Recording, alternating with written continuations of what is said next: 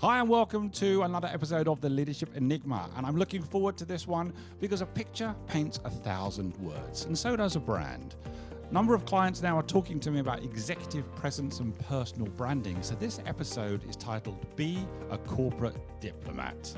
And I have the wonderful Allyson Stewart-Allen with me, who's the CEO of International Marketing Partners, author of Working with Americans, broadcaster, she's been on The Apprentice, don't you know, speaker and non-executive director, and now she's coming to the Leadership Enigma. So join me just after this.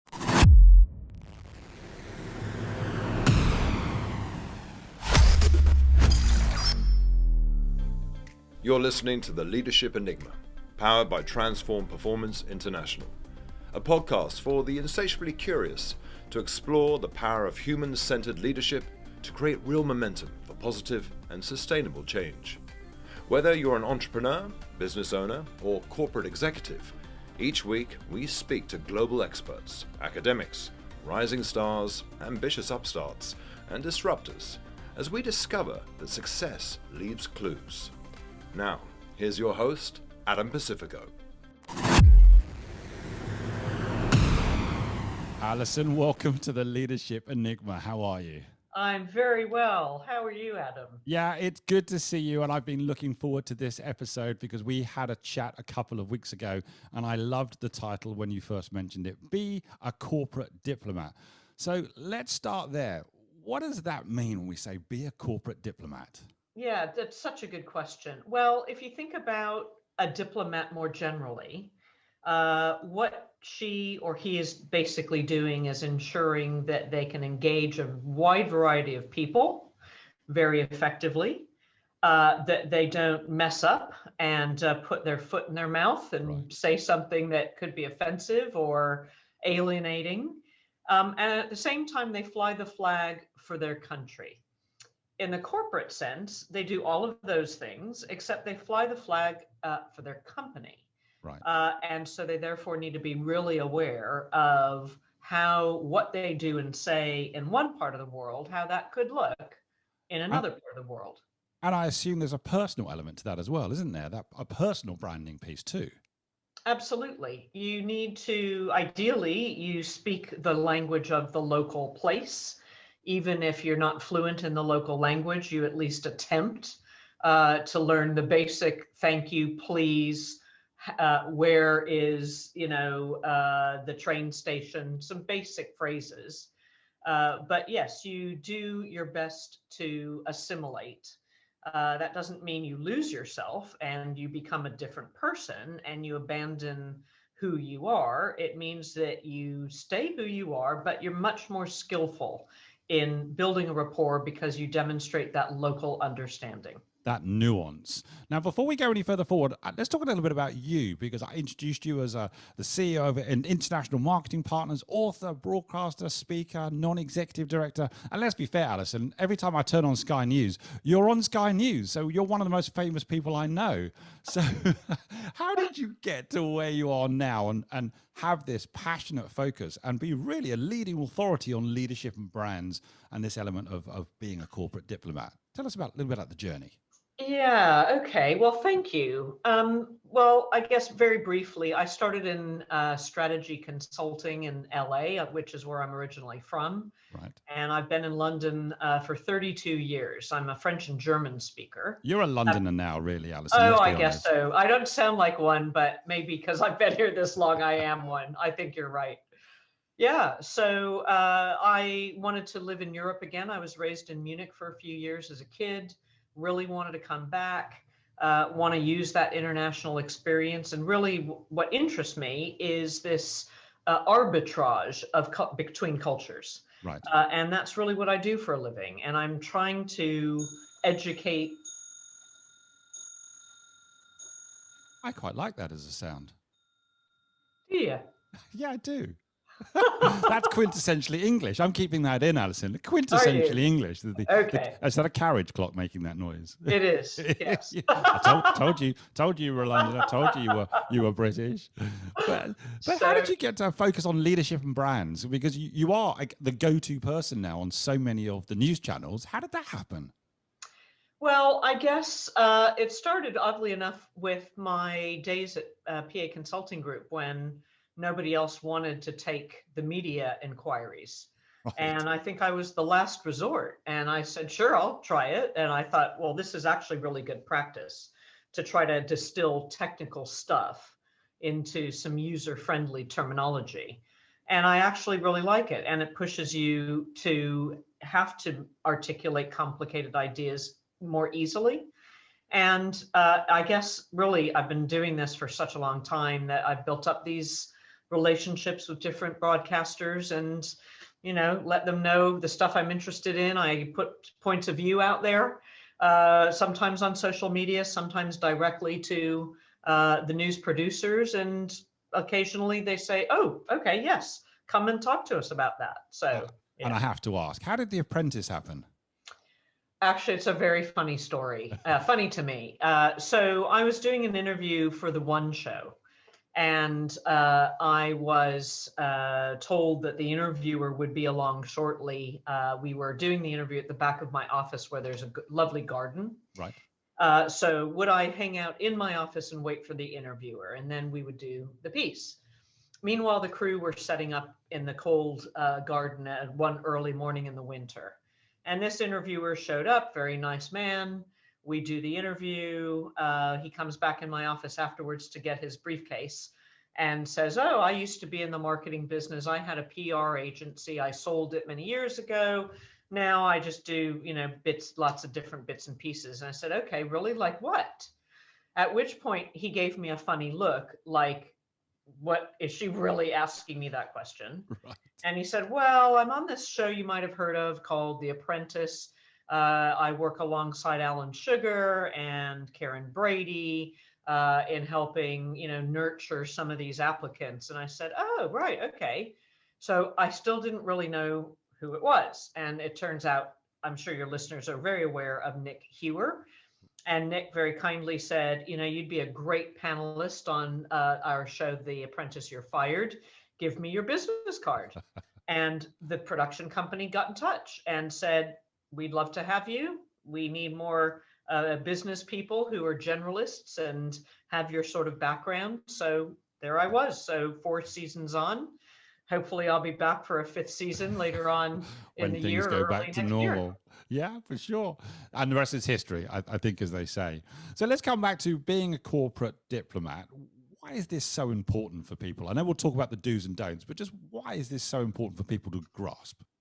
Yeah, I think it's really important for people to grasp because, in fact, amplified by COVID-19 and working through screens and right. Zoom and Teams and all these virtual ways of interacting. You've got to really pay attention to what you say and how it will land.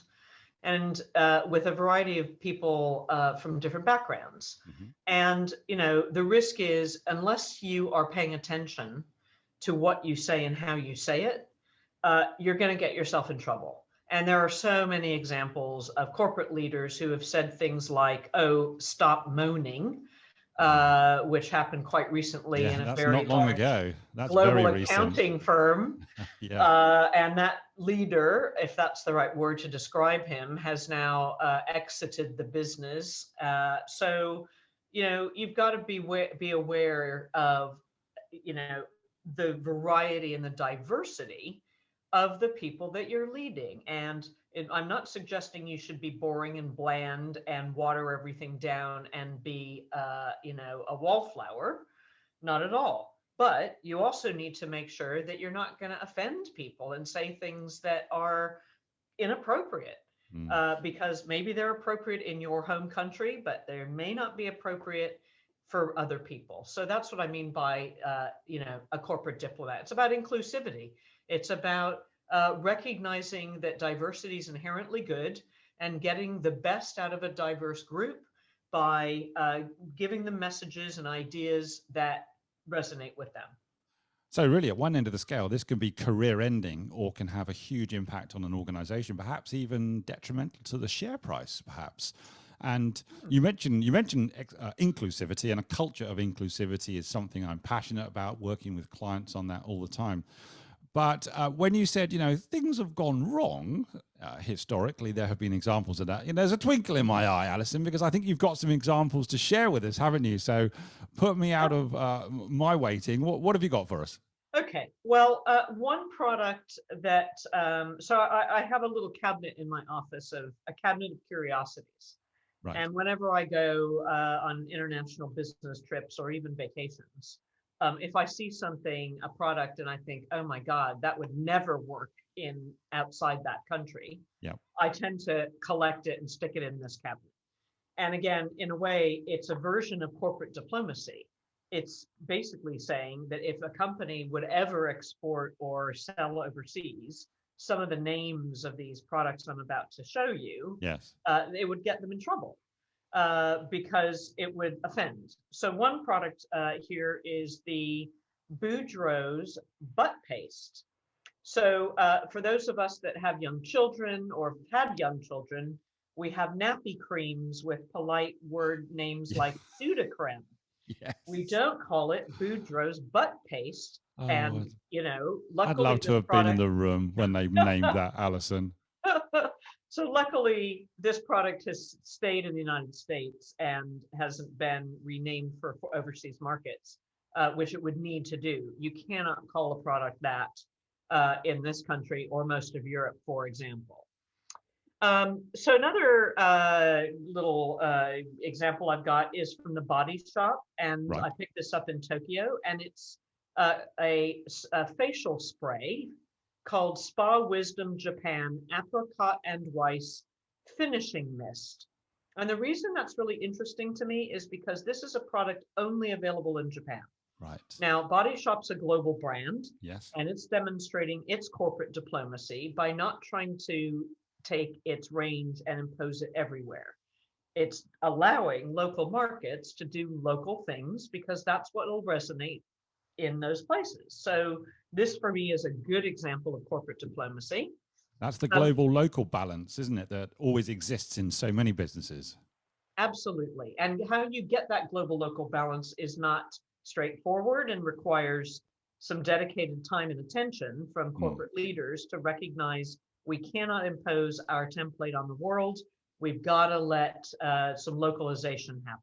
Right. Definitely. So in fact, on that theme of localization too, Starburst, the chewy candies, yes, which we know that come my in children love that. Yeah. Okay. Well, in Australia, they have another product instead, which is called Starburst Sucks. And these are lollipops that is the Starburst candy flavors, but in a lollipop form. Okay. And a suck in Australia is a lollipop. So again, you can see why that product name wouldn't work in the UK or the United States. They're not critiquing themselves in some way. That's just relevant to that market. Gotcha. Exactly. All right. I do love these. Now, here's something where I think it's quite a cultural insight. So the Reese's Pieces people and Reese's Peanut Butter Cup brand have a product that's very popular in the United States called Fast Break. It's a candy bar. And why I bought this was because it gave me a lot of insight about the psyche of the Americans who are told, have a break, but you better have it fast. Whereas over here, when you have a break, have a Kit Kat. In other words, take your time, don't have it fast, make it last, have it slow, have it with a coffee, a cup of tea, get out of the office, slow down. Whereas in the US, it's no, don't slow down, have your break, and you better damn do it quickly because, time is money sort of thing. Yeah, that's probably consistent with quite consistent with the US employment laws, I think, Allyson. Yes. Maybe comparable with that. So these are great examples, aren't they, of where it can go wrong through no mischief. Have they just not done their analysis? Have they not done proper investigation? Have they not really spoken to have boots on the ground? How is this happening? Well, it's such a good question. I mean, it's happening in part because the bigger the company, the more fragmented it is, and the less likely different business units and different geographies compare notes. So let me give you one more example. Please. The trainer brand, tennis shoe brand, soccer shoe brand, Umbro. Right. launched a shoe model in the United States and globally, all on the same day, as you do, because that's how it works in that sector. And typically, every sort of 6 to 8 weeks, a new model of shoe is launched by all the major players. Right. So Umbro decide they're going to launch this shoe and ship it globally all on the same day. So Umbro, a British company, has this shoe, and this model is called Zyklon B. Now, it arrives in New York City to the Foot Locker stores and all of the other major sporting goods retailers and shoe retailers, and it's rejected. And the UPS and the logistics companies are told, no, we're not putting this in our store. It's got to go back. Now, for those of your listeners that are historians, they will know that Zyklon B was the name of the nerve gas during the Nazi concentration camp era that was used in the gas chambers. Now, how could a company the size of Umbro give a shoe brand, a shoe model, the name Zyklon B, when a simple Google search would have told you what this meant? It and defies yet, belief. It does. It does. But, I'll give you another example in the shoe space. Right. A very famous American shoe brand called Stewart-Weitzman, that's mostly a women's shoe brand, has generally fairly upmarket ranges of shoes. They're rather expensive. Right. But they launched 2 years ago, they launched a boot that Meghan Markle wore, and immediately there was a run on this shoe model because everyone thought, well, if Meghan Markle's wearing it, it must be trendy and cool. And the name of that shoe model, which I ended up purchasing, by the way, just to confess, is called Veruca. Right. And it's not spelled the way it's spelled at your local pharmacy when you buy a treatment for your verruca. It's spelled Veruka. And again, Stewart-Weitzman serves a global market. And it must have known that it was going to supply its UK stores with a shoe called Veruca. So, you do wonder sometimes about the extent of due diligence that these companies do, which affects their corporate brand. And therefore, they're not seen as corporate diplomats because they make mistakes like these. These are extraordinary examples, aren't they? And they're catastrophic. And in some ways, Allyson, wouldn't we have loved to have been flies on the wall when the debate took place as to how they got to that point? And as I say, it does defy belief, doesn't it? So let's link this to leadership, shall we? Because leaders, organizations, brands, sometimes inextricably linked. What's the role of leadership in this challenge? Yeah, well, it seems to me it's about unifying an organization and ensuring that there is some degree of consistency around the culture, around approaches to global markets that ensure that risks are managed, including risks around naming your products, right, and standing by them. But really, you're there to inspire others and to help translate a business strategy into bite-sized pieces that people can relate to at all levels of the organization and can see what that ultimate goal is and the parts that they play in delivering that point B, point B, in getting to point B and the milestones along the way, and knowing that we all play an individual role, that when you aggregate it up, you get to point B. And that's the role of good leadership, is translating the big idea into ways that all of us in an organization can relate to, and to do it with energy, do it with inspiration, do it with creativity, and do it while being ourselves. And for me, that's what leadership really should look like. And how can leaders transfer this in relation to their own personal branding as well? Because we hear the term executive presence and personal branding a lot. Can they transfer this across? Yes, they have to transfer this across. They have to, because if they don't, then they're not being themselves. And, our bullshit detectors are now finely tuned. And when someone is not being themselves, we know very instantly. So, really, it's about being yourself by getting people to point B, and demonstrating you're doing that and being true to your values, and declaring to people what your values are, declaring your humanity, because we follow people. We don't follow business plans, much as some would like us to believe. We don't follow milestones and KPIs. We follow people, and we're only going to follow people we can relate to, who are human, who demonstrate empathy. And so the best leaders are all those things. And the best leaders make clear what their values are and what they stand for and what they believe in. And we sign up to that when we agree to follow them, just like when we agree to follow a brand. Why do we go to the same supermarket every week? Is it because we're hostages to that market because there aren't others around? Or is it because we really think that they're doing a good job, so we stay loyal? So followership, is very much a function of the leader creating the right conditions for us to follow. Well, they say, don't they, that people don't normally leave bad jobs, they leave bad bosses, don't they? It's all about the people. And this really resonates, Allyson, because I'm passionate about human-centered leadership. So much of my focus, the collective focus, is on human-centered leadership. You mentioned something to when we chatted a couple of weeks ago, which I thought was a lovely phrase, and I wanted you to talk a little bit more about it. You said, brands are the body language of the business.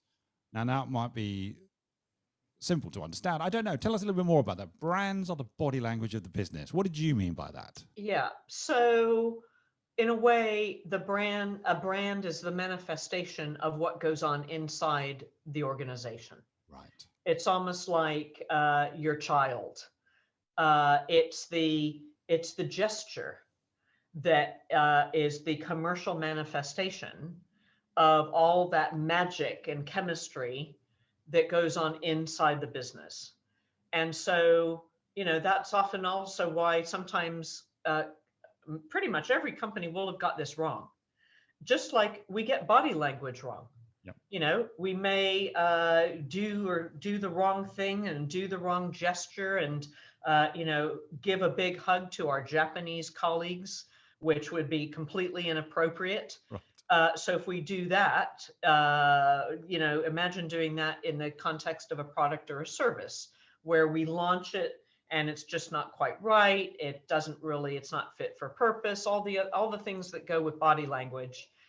So yes, I think it's quite important that we're paying attention to the fact that it's an expression of the company.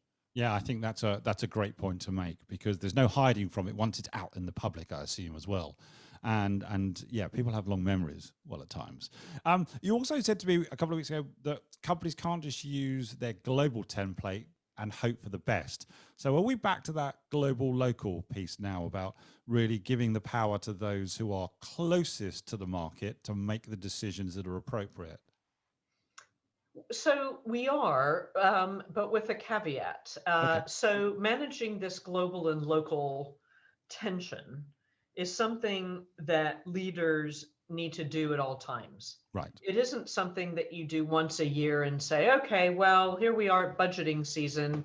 We're looking at next year's business plan, and the regions are screaming with discontent because the product and service isn't really aligning to the local needs. So you know what? This coming business plan year, we're going to devolve power. We're going to let the regions just run away with it. Let them do local stuff. And let's see how it goes, and we'll check back in next year.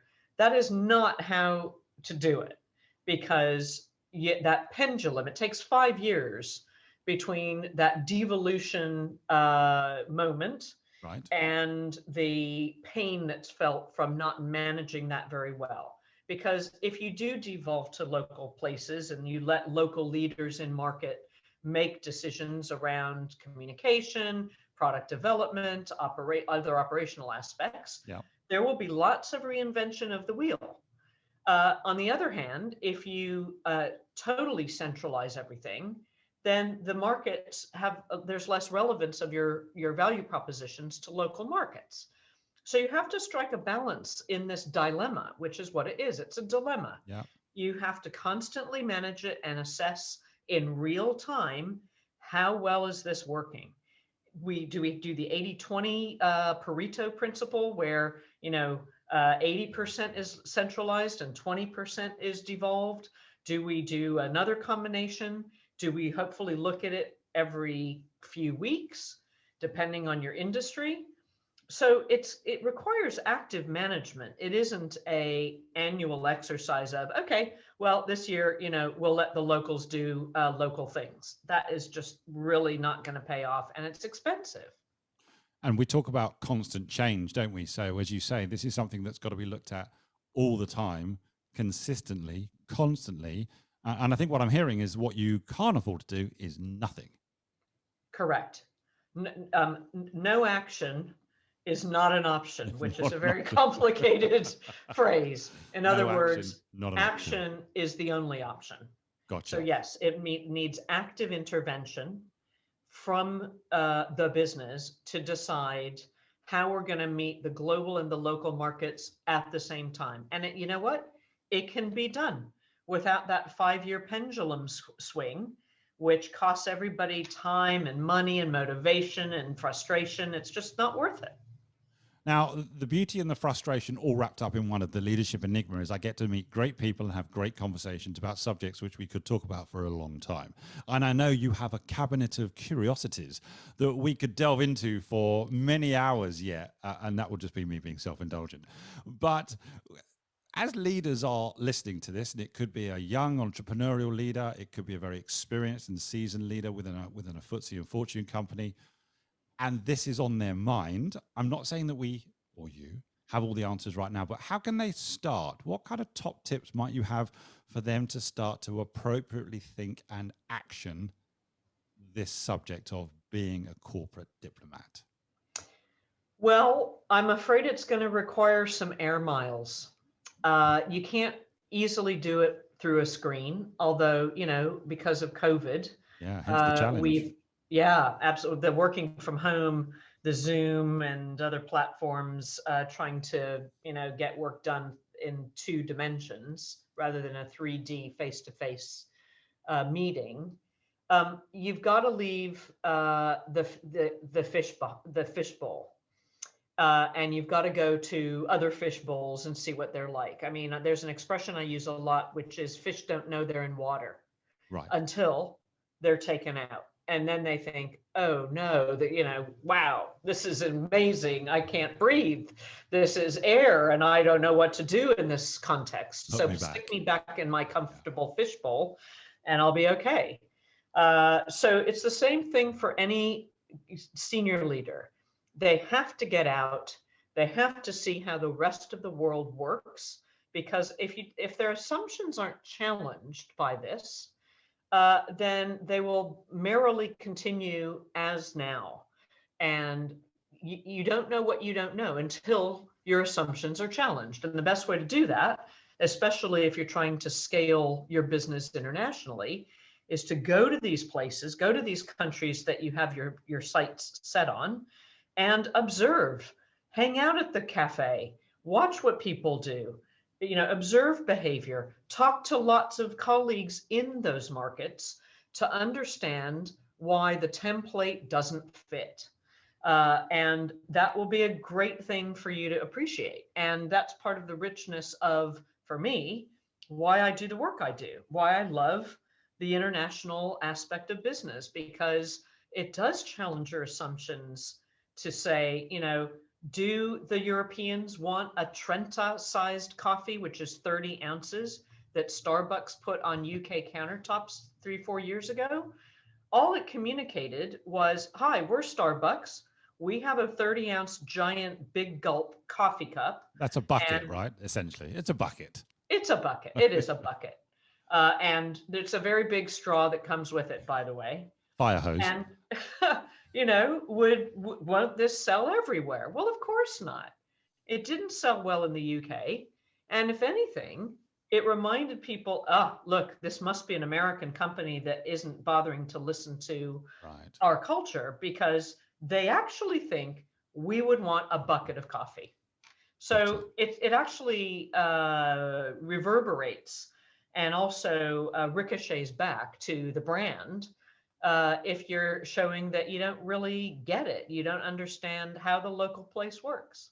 You know, Allyson, it just highlights to me again how important those ethnography skills are for people to truly understand their clients and their customers. I talked to Nick Jankel a couple of episodes ago about transformational leadership, and he talked about people have got to find a harmony between the inside out and the outside in. And I think there's great relevance to what you're talking about for people to, we've got to get things right internally, the process and the procedure and the infrastructure and the people, but we can't ignore the outside world and make sense of it and really understand who we're trying to sell to. Is that a fair comment? I think it's a very fair comment. I use an analogy from biology, right, about the permeable membrane. So the organization is a loose, permeable membrane, and it interacts with the environments around it. And if it doesn't, and it decides that it's going to build, a secure fortification around the organization to protect itself, that is the moment you know that that business is not listening. And the best organizations are open. They are good listeners. They invite dissent. They are not defensive. And they want the other perspective. They want to see the full spectrum of options, not just tell me what, the echo chamber, tell me what I already know and believe in, because that'll make me feel better. Yeah. And we know, I'm sorry to say, that there are many leaders that aren't too happy in environments that challenge their beliefs. And they'll be the ones that find that they fall foul of some of these things. Now, this is great advice, Allyson. So my question to you is, in this short episode, we've touched upon, I think, some critical themes for people to think about. How can people get hold of you, get in touch with you and join the debate, find out more, or get you to help them? I know you help thousands of individuals. How can they get hold of you? So a couple of key ways. One is visiting our website, www.intermarketingonline.com. Okay. I can be reached on email, which is Allyson@intermarketingonline.com, or they can visit workingwithamericans.com. Our book about the U.S. business culture. There's a couple of free chapters that you can steal and circulate. We'd be delighted if you wanted to do that. It's called Borrow with Pride, Allyson. They're going to borrow it with pride. Absolutely. There's the lawyer in me. Did you see that? So there's a few key ways, and I'd love to hear from people on these topics. That's brilliant. I've got one last question to finish off this wonderful episode. And here it is. What would be your best advice to a 21-year-old Allyson? Good question. My advice, well, there's two pieces. One is persistence pays off, because in my case it has. So I would tell the younger Allyson to stick with things and see them through and not give up in the face of what might feel like eternal rejection. Right. And I think the other thing is, the world is your oyster.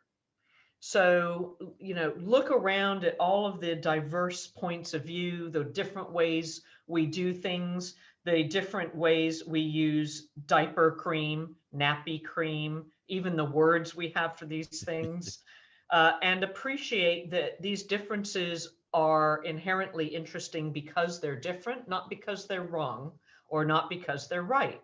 They're just differences.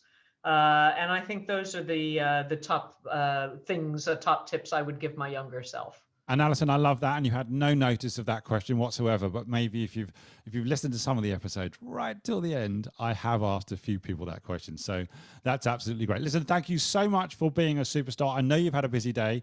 Thank you for joining the Leadership Enigma. And I hope you'll consider doing it again. I know I'm going to have to compete with Sky News or NBC and The Apprentice, but save a little place for the Leadership Enigma as well if you can. I would love to, Adam. Thank you so much for inviting me to join you today. Join us again next week for more tips and strategies on the Leadership Enigma. We'd love to hear your comments on today's show, as well as suggestions for future topics and guests. Get in touch with your host on LinkedIn or visit the dedicated website, www.leadersenigma.com, powered by Transform Performance International, where you can access our exclusive learning, including books, videos, bonus content, assessments, and more. Please don't forget to rate, review, and subscribe on all your major podcast platforms. Thanks for listening.